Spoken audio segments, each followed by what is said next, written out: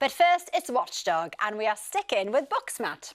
Yes, but none of the books in our next story are likely to be adapted for television anytime soon, as, in a weird twist in the tale, the publishers don't seem to want to print them, despite the authors paying half the cost. Well, we couldn't have that, because every story deserves a happy ending.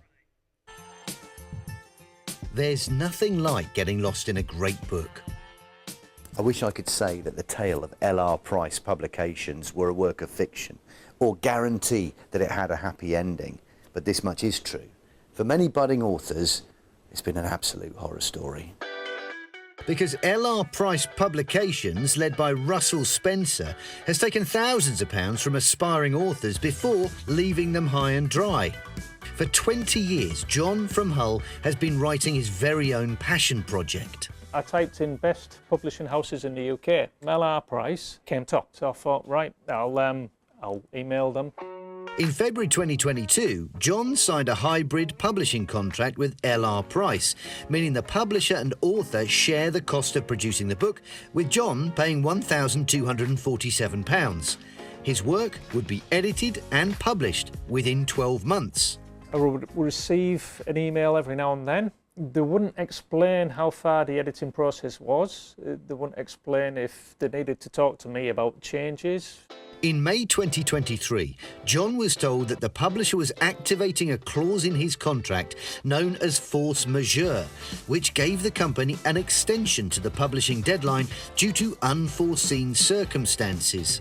Almost 2 years after paying L.R. Price, he finally received his edited manuscript and was asked to give it his approval. Let's talk about the end of your story and what they've done to that. So the final chapter ends on a bit of a cliffhanger. And it had been replaced with an acknowledgement of people I didn't know. With editing processes, there's to and fro. Did that process happen? This was the only version they sent me. We've spoken to 32 authors who are unhappy with the service they've received from L.R. Price and who in total have handed over £42,000. 12 of those authors have also been sent a force majeure letter. And that's not all.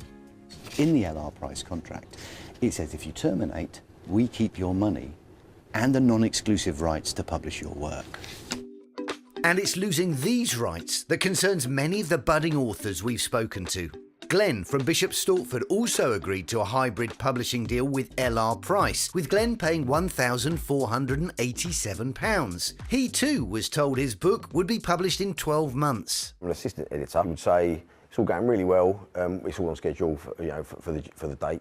12 months after he'd agreed the contract, the company told him it was activating the force majeure clause, again due to unforeseen circumstances. So I wrote a very honest, very factual post on their Facebook page with the question, where is my book? Jamie Watt is a lawyer specialising in intellectual property. We've asked him to give Glenn some advice.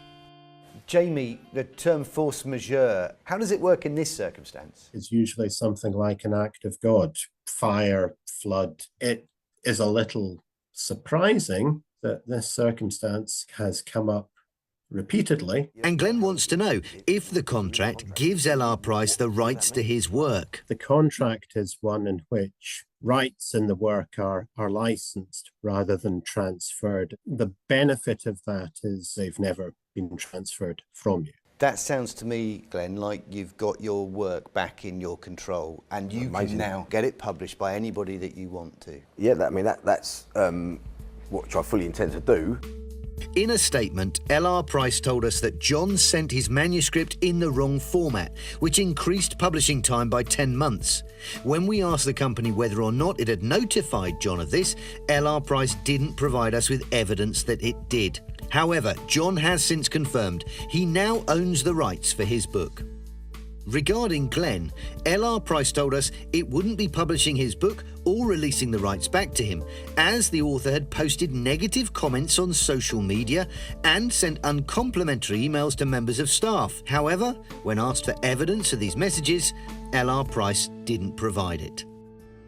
L.R. Price Publications. You can't take money from aspiring authors and then fail to publish their works, or even worse, tie up those works with complex contracts.